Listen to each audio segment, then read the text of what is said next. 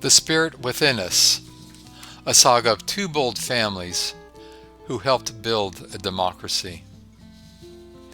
This book was written by my friend and colleague, Dr. Jack Greeson. Jack is a psychologist who retired from practice several years ago. He has since become somewhat of a historian.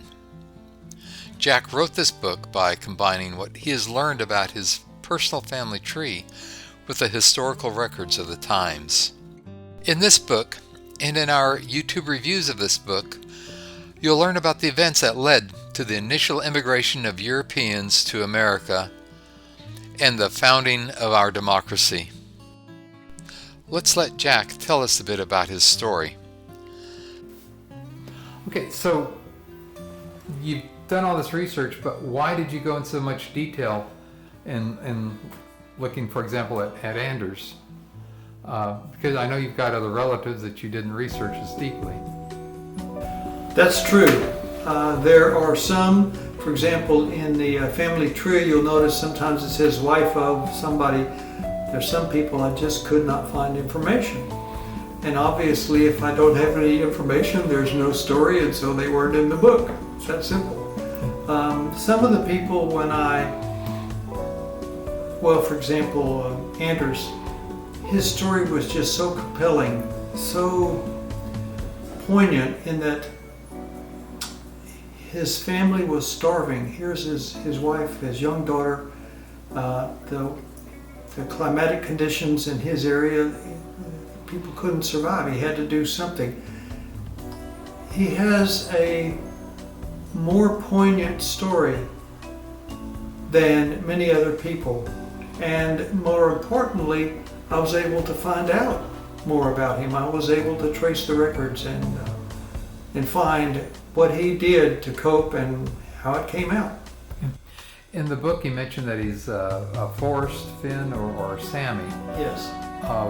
I have no idea what that means. Can you tell me a little bit about that? Well, I think the simplest way of explaining it is in America, and especially when you get up to, for example, Alaska, we're familiar with the natives and some were called like Eskimos or that sort of thing. The Sami were the indigenous native peoples of the Nordic countries, and that's the family group, tribe, whatever you want to call it, that he belonged to. And in fact, I have not followed up on the research very much, but there's probably some likelihood of a relationship between some of the different individual indigenous groups in the northern countries.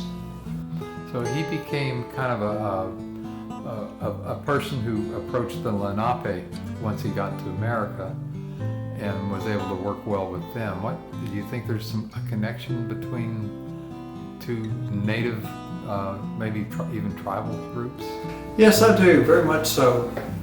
There are some discussions of that in the chapter, in chapter 5.